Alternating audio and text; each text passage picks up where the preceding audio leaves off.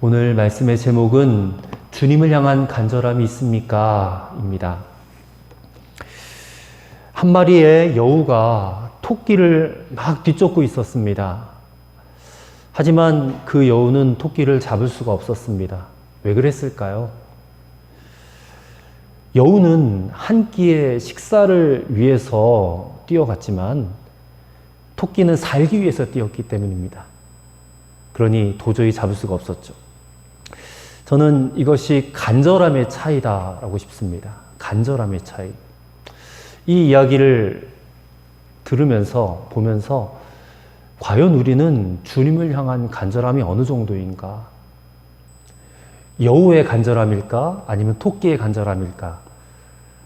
어떤 간절함으로 오늘 이 자리에 여러분 달려 나오셨습니까? 오늘 읽은 말씀은 예수님께서 요단강 건너편 베다니에서 갈릴리로 전도 여행을 가시는 도중에 빌립과 또 나다나엘을 만나서 구원하여서 그들을 제자로 삼는 장면입니다. 특별히 나다나엘을 좀 주목하고 싶습니다. 이 나다나엘은 요한복음에만 나오는 이름입니다. 다른 복음서에는 바돌로메라고 나오죠. 예수님의 제자 가운데 바돌로메와 동일인입니다. 또 오늘 말씀에서 이 빌립과 나다나엘의 관계로 보니까 굉장히 친밀한 관계였던 것 같아요. 공간복음서 보면 항상 빌립과 바돌로메가 같이 나오거든요. 그래서 나다나엘과 바돌로메는 동일한 인물이다라는 것을 우리가 이해할 수가 있습니다. 그래서 오늘 우리는 이 나다나엘에 대해서 좀 주목을 해보고자 합니다. 그럴 필요가 있습니다. 그는 빌립의 인도로 예수님을 만나서 구원을 받게 되고 또 예수님의 제자가 되었습니다. 근데 오늘 본문에 보니까 우리는 이 나다나엘에게 있어서 참으로 메시아에 대한 또 구원자에 대한 간절함이 있는 것을 보게 됩니다. 갈망함이 있어요. 우리가 잘 아는 시편 42편 1절에 이런 말씀이 있습니다. 하나님이여 사슴이 시냇물을 찾기에 갈급함 같이 내 영혼이 주를 찾기에 갈급하나이다. 사슴이 시냇물을 찾아서 목이 말라서 간절하게 그 물을 찾아 헤매듯이 시편 기자가 그렇게 주님을 목말라 하고 갈망하였던 그런 대목이 이제 시편의 말씀인데 오늘 이 말씀 나다나엘 역시 이 구원자에 대한 이 메시아에 대한 그런 간절한 목마른 갈망함이 있었던 것을 우리가 보게 된 것입니다. 저는 오늘 이 말씀을 읽으면서 우리 성도들이 나다나엘에게 있었던 주님을 향한 간절함이 우리 모두에게 있기를 소망합니다. 사실 우리가 구원받은 주님의 백성들이지만 그럼에도 불구하고 우리는 매일 또 매 순간 정말 그리스도가 필요한 인생들입니다. 그만큼 우리는 연약한 자들이라는 겁니다. 우리는 한 번 훅 치면 팍 하고 넘어질 수밖에 없는 그런 자들이에요. 너무나 연약합니다, 인생이. 사단이 조금만 유혹해도 우리는 쉽게 죄에 빠지고 또 우리의 자아는 팔팔하게 살아있어서 그 자아의 충동에 휩쓸려가지고 일을 그르칠 때가 얼마나 많은지 몰라요. 우리는 우리 스스로가 우리 자신을 세울 능력이 도저히 없는 자들입니다. 그래서 저는 여러분에게 우리는 그 누구보다도 그리스도가 필요한 자들이다. 그리스도 없이 우리는 살 수 없다. 그렇게 말씀을 드리고 싶어요. 그럼 우리의 태도는 어때야 되겠습니까? 우리는 날마다 그리스도를 간절하게 갈망하며 살아야 될 존재다 하는 것입니다. 근데 오늘 많은 그리스도인들에게서 정말 주님을 향한 간절함이 있는가? 좀 부정적인 것 같아요. 찾아보기가 쉽지 않습니다. 근데 왜 그런가 생각을 해봤어요. 자기 열심, 자기 성실만 있으면 된다라고 여기기 때문에 그래요. 내가 그냥 정신 똑바로 차리고 살면 되지 뭐. 굳이 뭐 나를 도와줄 구원자가 필요해? 내가 이만큼 돈을 벌었으면 됐고 이만큼 명예를 얻었으면 됐지. 부와 명예만 있으면 되지 않겠어? 사람들이 나를 인정해주면 되잖아. 뭐 다른 사람들도 다 잘 살던데 뭐. 그렇게 우리가 여긴다는 겁니다. 근데 말입니다. 남보다 열심히 살았고 어떤 업적도 얻었고 또 사람들에게 인정도 받고 안정감을 누리며 사는 것 같은데 그 영혼의 만족감이 과연 있는가? 영혼의 만족감을 생각해 보시라는 겁니다. 내가 남들보다 더 많이 가지고 사는 것 같아요. 그럼에도 불구하고 내 안에 여전히 부족함을 느낍니다. 그래서 더 채우기 위해서, 더 갖기 위해서 끝없이 목이 말라요. 왜 그렇습니까? 영적으로 채워져 있지 않기 때문에 그럽니다. 영적인 공허함, 이게 다 있어요, 사람들이라면. 여러분, 우리의 영혼이 만족하려면 어떻게 해야 되겠습니까? 우리는 정답을 아는 사람들이에요. 어떻게 영적인 공허함을 채웁니까? 주님밖에 없어요. 주님으로 채워져야 된단 말입니다. 여러분, 우리 마음 깊은 곳에 주님이 좌정하셔야 돼요. 그래야 이 영적인 공허함이 채워지게 되는 줄로 믿으시길 바랍니다. 그렇다면 생각해 봐야죠. 지금 내 마음의 보좌에는 주님이 좌정하고 계신가? 정말 내 안에 들어오셔서 내 영적인 공허함이 채워지고 나는 주님 한 분만으로 정말 만족하고 기뻐함을 살고 있는가? 아니면 여전히 주님 앉으셔야 될 그 자리 주님 밀어내고 내가 그 마음의 보좌에 앉아서 내가 주인 노릇하고 있는 건 아닌가? 그거를 생각해 보셔야 된다, 그 말입니다. 성경은 말씀합니다. 너희는 단 하루도 주님 없이는 살 수 없는 존재다. 단 하루도 주님이 필요하지 않은 그런 인생은 없다. 오늘 성경은 우리에게 그렇게 말씀하고 있습니다. 여러분, 우리는 누구라도 주님이 필요한 자들입니다. 왜냐하면 주님만이 우리 인생의 참 만족이 되시는 분이시기 때문에 그렇습니다. 오늘 본문의 주인공 나다나엘을 우리가 통해서 그와 같은 간절함이 오늘 우리에게도 있어지게 되기를 간절히 소망합니다. 그리고 그 간절함을 가지고 오늘 이 시간 주님을 찾고 주님을 만나시는 여러분과 저가 되기를 간절히 바랍니다. 그러려면 우리가 어떻게 해야 될까요? 첫째로 주님에 대한 편견을 버려야 된다는 것입니다. 편견을 버려라. 영국 사람들이 편견이 있더라고요. 알아보니까 이 인접국가인 프랑스 사람들에게 이 프랑스에 대해서 굉장히 앙숙관계를 가지고 있어요. 그래서 그 사람들을 비하하기 위해서 그들이 나누는 그 인사, 키스하죠. 그것을 프렌치 키스라고 합니다. 아주 진한 키스를 프렌치 키스라고 하는데 그 말은 영국 사람들이 프랑스 사람들을 저희들은 성적으로 문란한 사람들이야 하고 조롱하는 말이 프렌치 키스라는. 저도 처음 알았어요. 몰랐었는데. 그리고 이 영국 사람들이 또 네덜란드 사람들도 좀 이렇게 비호감으로 여기더라고요. 그래서 그들이 금융 라이벌로 이렇게 좀 여겨져 가지고 음식값을 각각 돈을 지불하는 것을 더치페이라고 그러죠. 더치페이. 이 더치라는 말이 네덜란드라는 뜻이잖아요. 더치페이 한다. 인색한 사람들이라고 조롱을 하는 거예요. 네덜란드 사람들. 그런 편견을 가지고 있더라고요. 그렇다면 우리나라 사람들은 어떨까요? 우리나라도 인접국가에 대한 편견이 있죠. 뭐 가깝게 일본 사람들에 대해서 우리가 뭐라고 말합니까? 쪽발이라고 하고, 그렇죠?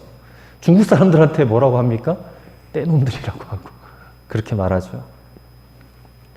사실 이게 참 편견이 유익이 없는데 가까이 살다 보니까 또 이렇게 막 침략하고 어떤 그런 나라 간의 관계에 어려움이 있었다 보니까 그런 편견들이 우리 깊이 마음가운데 사로잡고 있는 것 같아요. 또 우리나라 자체도 또 편견이 있어요. 전라도 사람은 경상도 사람들한테, 경상도 사람은 전라도 사람들한테, 충청도 사람들은 또 가운데 끼었다고 또 그렇게 또 편견들이 있고 지역마다 또 이렇게 편견들이 다 있습니다. 또 오늘 본문 보세요. 45절에 보니까 빌립이 나다나엘을 찾아와서 이렇게 말합니다. 모세가 율법에 기록하였고 여러 선지자가 기록한 그 일을 우리가 만났으니 요셉의 아들 나사렛 예수니라. 근데 나다나엘이 대뜸 뭐라고 말을 하느냐? 46절. 나다나엘이 이르되 나사렛에서 무슨 선한 것이 날 수 있느냐? 이렇게 퉁명스럽게 말하는 거예요. 나사렛에서 무슨 선한 것이 날 수 있느냐? 당시에 나사렛은 갈릴리의 한 마을이에요. 그래서 굉장히 멸시를 당한 지역입니다.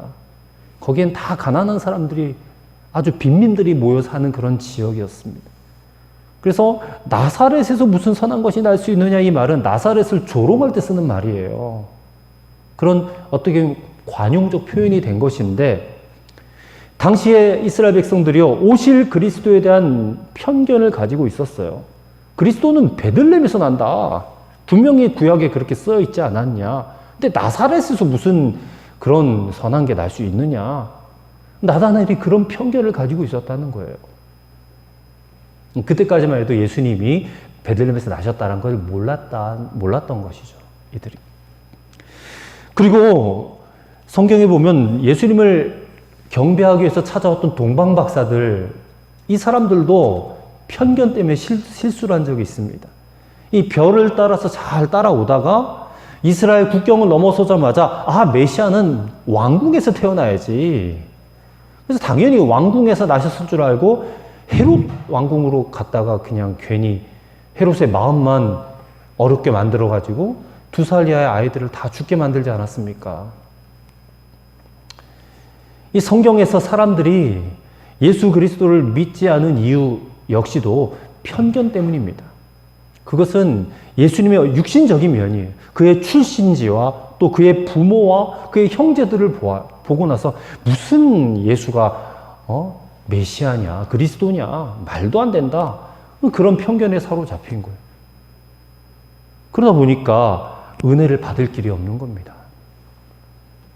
그렇다면 오늘날에는 편견이 없을까요? 오늘날 예수님에 대한 편견이 많습니다. 예수님을 믿긴 믿어요. 믿긴 믿어도 이 예수님에 대한 편견 때문에 예수님을 정말 그리스도로 만나지 못한 이들이 부지기수입니다.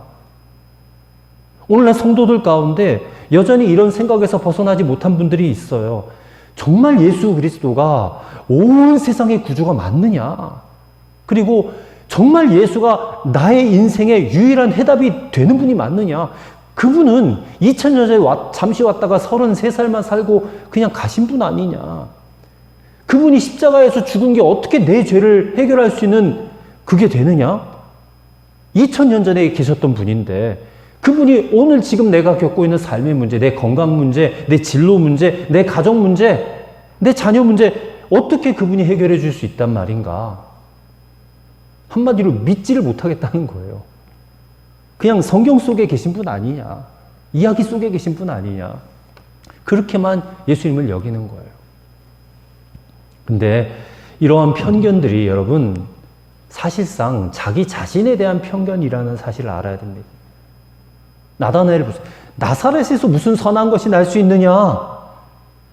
그럼 자기의 고향은 어딘가? 자기의 고향은 그 나사렛에서 얼마 떨어지지 않은 갈릴리 가나입니다. 가나.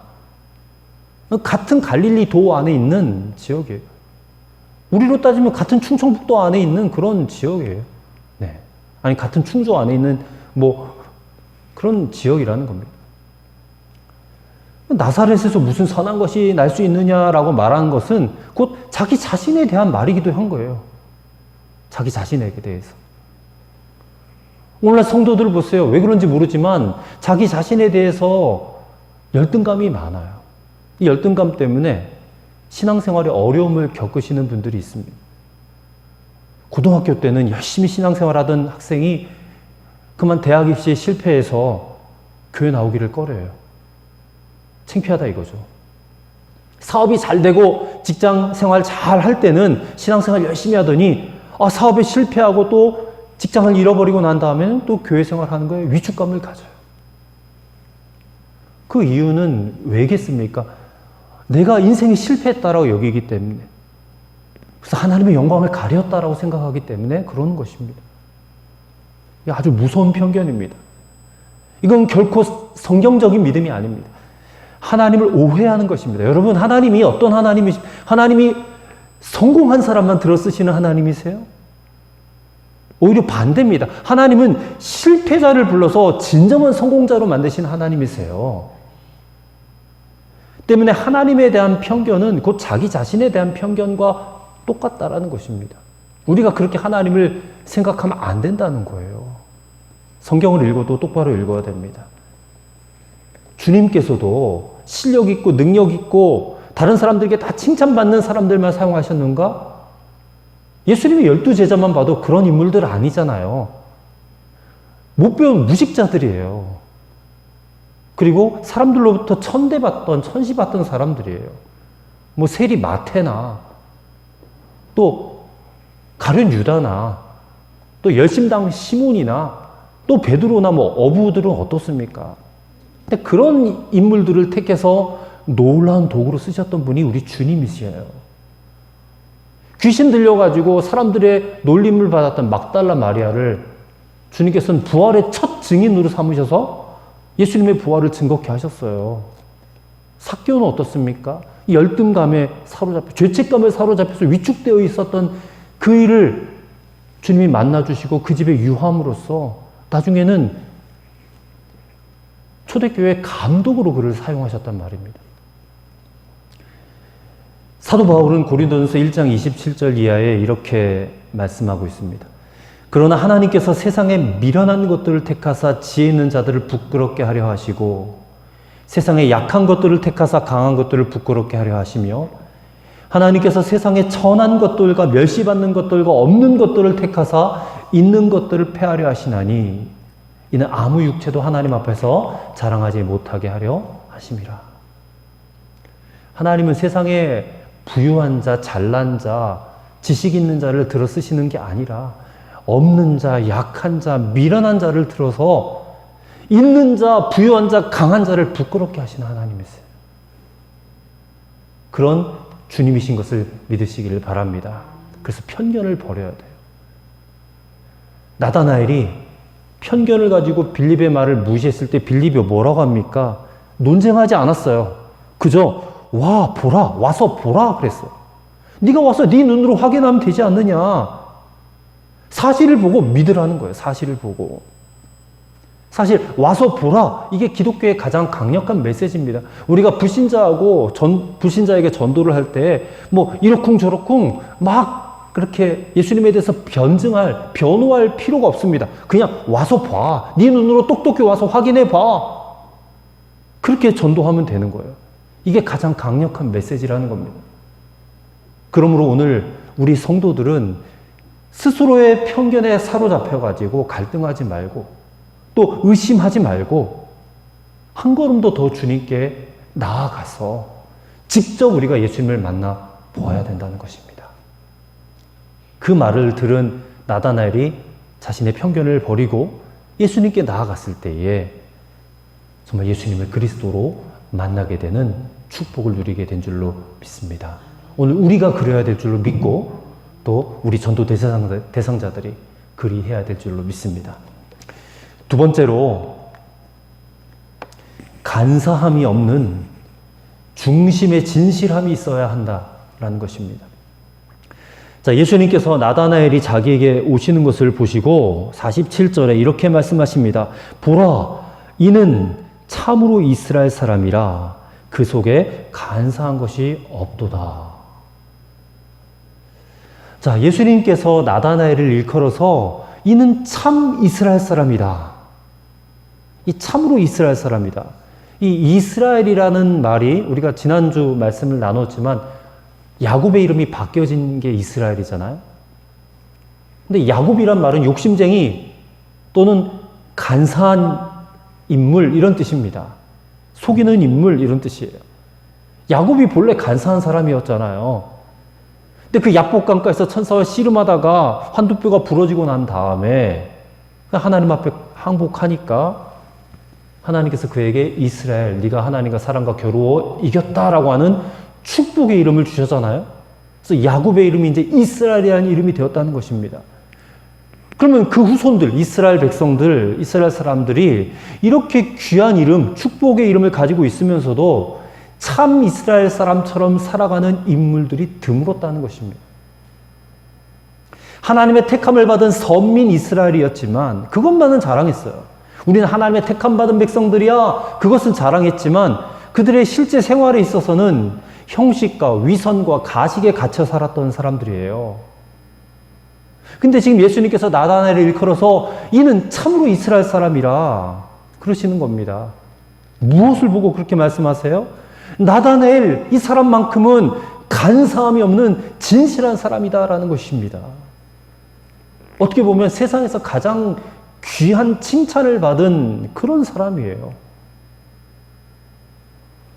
우리가 어떤 사람을 보고 저 사람 참 예쁘게 생겼다, 멋있다, 아름답다 그러지만 이게 세월이 좀 지나가면 평가가 달라지게 돼요. 100년 전 사람이 만약에 오늘 저와 여러분의 모습을 본다면 무슨 생각을 할까요? 참 회개한 모습이네. 100년 전 사람들은 갓 쓰고 막 그렇게 수염 기르고 그런 사람들이 오늘 우리들이 이렇게 살아가는 모습 보고 그렇게 생각하지 않겠습니까? 마찬가지로 100년 후 사람들이 우리를 본다면 뭐 이렇게 촌스러워 아마 그럴 겁니다. 그러나 그 사람은 참 진실한 사람이었어. 가식이 없고 간사함이 없어. 이런 칭찬은 시대가 바뀌어도 이게 변함없는 귀한 칭찬 아니겠습니까, 여러분? 오늘 우리가 간절하게 원하는 것은 주님께서 저와 여러분을 볼 때 이는 참 크리스찬이야 이렇게 말씀해 주기를 바라는 것입니다. 저와 여러분을 볼 때 너는 진정한 크리스찬이구나. 이런 칭찬 꼭 받으시기를 간절히 바랍니다. 우리 모두가 참 이스라엘 사람이라는 칭찬을 들은 나다나엘과 같이 되기를 간절히 바랍니다. 그렇다면 나다나엘이 참 이스라엘인이다, 참 이스라엘 사람이다라는 증거가 과연 무엇일까? 그것은 간사함이 없는 겁니다. 간사함이 없는 것. 간사함이 뭘까요? 간사함. 이중적인 사람이라는 거죠. 겉다르고 속다른 사람. 주님께서는 간사한 사람을 미워하셨습니다. 대표적인 인물이 누구였어요? 예수님 당시에 바리새인들, 서기관들, 종교 지도자들이었잖아요. 그들은 주님으로부터 미움을 받았습니다. 근데 이 사람들의 평소의 모습은 어때요? 옷깃에다가 성경 구절 써놓고 댕기고 안식일 잘 지키고 11조도 잘 드리는 겉으로 보기에는 완벽 그 자체의 사람들 아닙니까? 근데 예수님이 이들을 무섭게 책망하셨다는 거예요. 이 회칠한 무덤들아 하면서. 회칠한 무덤이 무슨 뜻이에요? 무덤인데 겉에 회를 칠해놔가지고 햇빛이 비치면 번쩍번쩍 빛나요. 아주 아름다워요, 무덤을. 근데 그 무덤을 파헤치면 뭐가 있습니까? 시체 썩은 것 있잖아요, 냄새나고. 겉은 회를 칠해서 깨끗해 보이고 아름다워 보이지만 그 속에 들어가면 시체 썩은 냄새가 난다는 그 말입니다. 겉은 경건한 척하고 있지만 속에는 간사함이 있고 외식이 있고 그런 이중적인 모습들이 그들에게 있었다. 그래서 책망을 하셨다는 것이죠. 여러분, 하나님은 중심을 보시는 하나님이십니다. 우리가 겉으로는 잘 믿는 척 할 수 있어요. 근데 하나님은 무엇을 보세요? 우리의 내면, 우리의 중심을 보신다는 것입니다. 그래서 중심의 간사함이 사라져야 돼요. 그리고 진실함이 돼야 돼요. 여러분, 교회에서 봉사를 하셔도 중심으로 하셔야 되고요. 예배를 드려도 중심으로 예배를 드리셔야 됩니다. 기도도 외식으로 하지 마세요. 중심으로 하시기를 바랍니다. 하나님은 중심이 진실한 자를 찾으신다 그랬어요. 시편 51편 6절에 보소서 주께서는 중심의 진실함을 원하시오니 중심이 진실한 자를 찾으세요. 왜 그렇습니까? 중심이 바로 되어야 복을 받을 수 있기 때문에 그래요. 하나님 우리를 복 주시기 위해서 그렇게 요구하시는 겁니다. 우리의 중심은 무엇입니까? 마음이잖아요. 마음. 이 마음이 하나님의 축복을 담는 그릇과도 같은데 이 마음의 중심이 바르게 되어야지만이 양심도 기능을 바르게 하게 되고 하나님께서 복을 주실 수 있다는 것입니다. 중심을 다하시기를 바랍니다. 사무엘상 16장 7절에 나의 보는 것은 사람과 같지 아니하니 사람은 외모를 보거니와 나 여호와는 사람의 중심을 보느니라. 아멘이시죠. 다윗은 시편 51편 10절에 이렇게 하나님 앞에 탄원했습니다. 하나님이여 내 속에 정한 마음을 창조하시고 내 안에 정직한 영을 새롭게 하옵소서. 우리의 기도 제목이 되어야 될 줄을 믿습니다. 내 중심이 바르게 되어야 된다. 간사함이 사라져야 돼요. 오늘날 많은 그리스도인들이 정치, 경제, 사회, 문화 각 분야에 흩어져 있어요. 이 사회 어느 분야에 다 크리스찬들이 있습니다. 근데 그 가운데 또한 많은 크리스찬들이 이 중심이 바로 되지 못해서 그리스도의 빛이 없어요. 소금처럼 맛이 나지 않습니다. 주님 우리에게 너희는 세상의 빛이 되라, 소금이 되라 그랬는데 중심이 똑바로 되어야지 빛이 되고 소금 될 수 있는데 이 중심이 바로 되지 못해가지고 빛의 역할도 감당 못하고 소금의 역할도 감당 못하는 그런 안타까운 모습으로 살고 있다는 것입니다. 그래서 우리 사회가 그렇게 그리스도인들이 많아도 변화되질 않는 것 같아요. 저는 이 자리에 예배드리는 비록 우리가 소수지만 뭐 그런 거 생각하지 말고 나 한 사람이 먼저 중심이 바로 돼야 되겠다. 간사함이 중심의 진실함으로 살아가야 되겠다. 그렇게 결심하시는 오늘 이 시간이 되시기를 바랍니다. 성령님이 도와주실 거예요. 하나님이 그런 사람을 찾으신다니까요. 거짓이 없는 사람, 자신의 실력을 과신하지 않는 사람, 잔꾀 부리지 않는 사람, 어리석을 정도로 아멘 할 수 있는 그런 사람, 주님의 뜻이라면, 주님의 말씀이라면 내가 죽기까지 내가 순종해보겠다. 그렇게 결심하는 사람, 이렇게 중심이 진실한 크리스찬을 오늘 찾고 계신 줄로 믿습니다. 나무는 사실상 겉으로 보이지 않는 뿌리가 중요하지 않습니까? 사람도 마찬가지예요. 겉보다는 중심이 더 중요해요. 오늘 중심이 바로 서는 여러분과 저가 되기를 바랍니다. 그럴 때 주님 만날 수가 있는 거죠. 세 번째로 무화과 나무 아래로 나아가야 한다는 것입니다.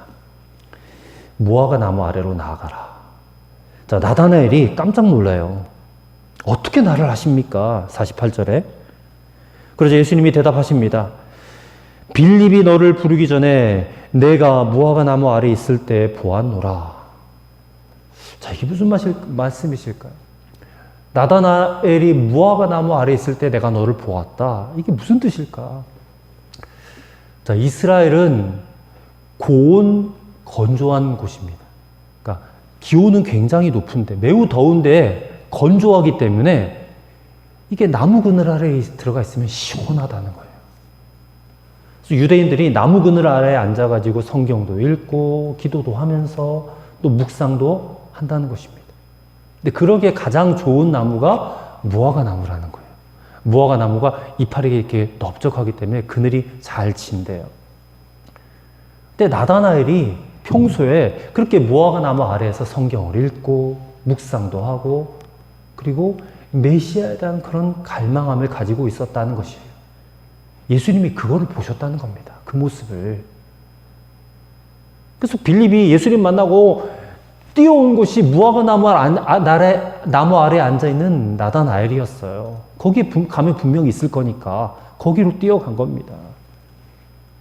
근데 나다나엘이 예수님께로 나아가서 예수님께로부터 그 얘기를 듣고 나서 49절에 이렇게 고백을 합니다. 라비여, 당신은 하나님의 아들이시오. 당신은 이스라엘의 임금이로소이다. 여러분, 짧은 고백이지만 위대한 고백입니다. 어떻게 보면 베드로의 그 신앙 고백보다 훨씬 더 먼저 위대한 고백을 한 사람이 나다나엘이었어요. 여러분, 베드로의 고백 다 아시잖아요? 주는 그리스도시요 살아계신 하나님의 아들이십니다라고 고백했는데 그보다 먼저 앞서서 나다나엘이 그런 고백을 한 겁니다. 위대한 고백. 여러분, 오늘 여러분이 예수님을 만나요? 나다나엘처럼. 그럼 예수님이 여러분을 보시고 뭐라고 말씀하실까요? 무화과 나무 아래에 있는 것을 내가 보았노라. 그렇게 말씀하실까요? 아니면 나는 네가 TV 앞에 앉아 있는 것을 보았노라. 난 네가 쇼핑하고 있는 모습을 보았노라. 나는 네가 핸드폰에 매달려 있는 것을 보았노라. 혹시 이런 말만 듣게 되지 않을까? 다 저에게 하시는 말씀이 저에게 하신 여러분도 여러분 각자가 한번 생각해 보시기를 바랍니다. 주님이 과연 뭐라고 말씀하실까? 원한다면 주님이 저를 만나셨을 때 나는 네가 기도하는 모습을 보았노라. 나는 네가 성경을 읽고 묵상하는 모습을 보았노라. 난 네가 전도하는 모습을 보았노라. 이렇게 말씀해 주시기를 바랍니다. 여러분, 오늘 우리에게 진정으로 주님을 향한 갈망함이 있습니까? 주님, 저는 정말 주님 없이는 살 수 없습니다. 저는 주님 한 분만으로 만족합니다. 이렇게 여러분 고백하실 수 있으십니까? 그렇다면 오늘 여러분의 무화과 나무 아래로 나가시길 바랍니다. 주님이 사람을 평가하시는 것은 그가 많이 배웠냐, 그가 많은 돈을 벌었냐, 그가 얼마나 바쁘게 살았냐, 이런 것으로 평가하지 않으세요. 오늘 나다나엘을 보시고 주님이 평가하시잖아요. 얼마나 너가 간사하지 않은 모습으로, 진실한, 그 중심이 진실한 모습으로 무화과 나무 아래에 앉아 있느냐. 주님이 그거를 보신다니까요. 오늘 우리의 무화과 나무, 그 아래가 어디예요? 저는 오늘 여러분이 주일 아침에 나와서 예배드리는 이 자리가 오늘 우리에게 주님이 허락하신 무화과 나무 아래라고 저는 믿습니다. 이 예배의 자리, 얼마나 주님 기뻐하시겠어요? 오늘도 너가 변함없이 주일 아침에 예배드리려고 이 자리에 와 앉아 있구나. 참으로 내 마음이 기쁘다, 흡족하다. 저는 그러실 것 같아요. 말씀을 듣고 배우는 자리고, 기도하는 자리고, 성령으로 새롭게 되는 이 자리, 이 자리가 오늘 저와 여러분의 무화과 나무 아래가 된 줄로 믿습니다. 세상에서 가장 아름다운 곳이에요. 그렇지 않겠습니까? 남들은 뭐 예배 한번 드리는 게 대수야 그러겠지만 절대 그렇지 않습니다, 여러분. 이 예배 자리에 와서 앉아 있는 것이 얼마나 우리의 마음을 평안하게 합니까? 얼마나 우리의 마음을 기쁘게 합니까?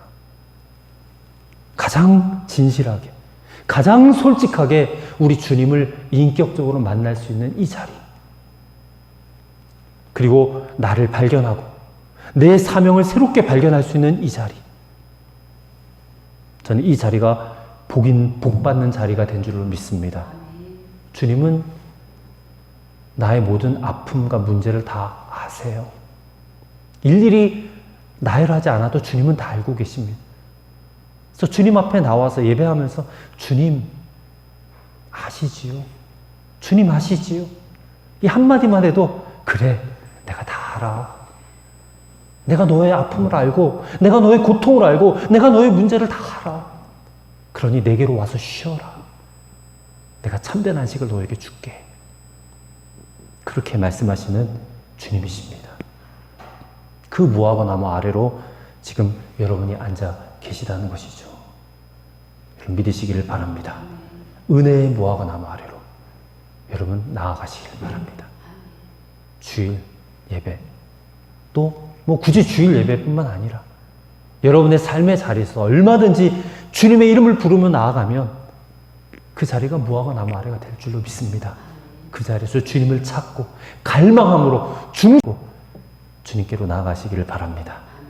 주님이 주시는 안식을 찾게 되실 줄로 믿습니다. 주님이 주시는 새로운 힘과 능력과 은혜를 받게 되실 줄로 믿습니다. 그리고 주님과 함께하는 복된 삶을 시작할 수 있게 될 줄로 믿습니다. 오늘 이 무화과 나무 아래에서 주님을 만나시는 여러분과 저가 되기를 주의 이름으로 간절히 축원합니다. 하나님 감사합니다. 오늘 우리는 누구라도 그리스도가 필요한 인생인 것을 깨달았습니다. 그러나 여전히 내 열심과 내 노력으로 내가 가진 부와 명예와 안정감으로 그럼에도 불구하고 여전히 채워지지 않는 갈망, 영혼의 목마름으로 살고 있음을 고백합니다. 나다나엘이 메시아 구원자를 간절하게 갈망하다가 그리스도 주님을 만났듯이 오늘도 우리에게 주님을 찾고 만나고자 하는 간절함과 갈망을 부어 주옵소서. 편견을 버리기 원합니다. 간사함을 버리기 원합니다. 중심의 진실함으로 살기를 원합니다. 성령님 도와주옵소서. 그리고 오늘 우리의 무화과 나무 아래로 나아가서 주님을 만나기 원합니다. 주님 우리를 만나주시고 우리에게 축복해 주옵소서. 그리고 주님이 부어주시는 새 힘과 능력 부어 주옵소서. 다시 일주일을 온전한 그리스도의 능력으로 살아갈 수 있도록 주님 성령으로 충만하게 하여 주옵소서.